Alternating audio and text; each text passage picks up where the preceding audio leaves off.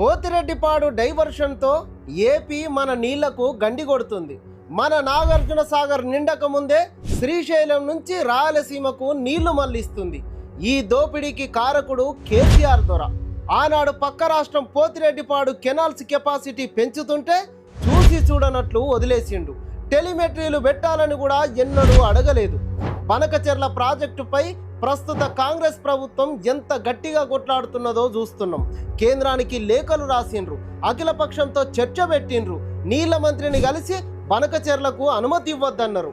నీళ్ల మీటింగుల ఎజెండాలో బనకచెర్ల చర్చకు ససేమిరా అంటున్నారు.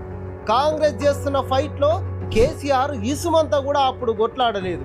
పాలమూరు రైతులే కోర్టుల్లో కొట్లాడారు తప్పితే దొర మాత్రం పట్టించుకోలేదు.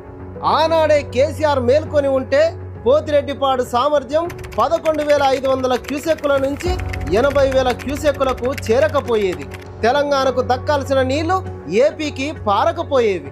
బనకచెర్లకు బీజం వేసి గోదావరి నీళ్లు దోచుకోపోమ్మన్నాడు. పోతిరెడ్డిపాడు విస్తరణకు ఛాన్స్ ఇచ్చి కృష్ణా నీళ్లు దోచుకోపోమ్మన్నాడు.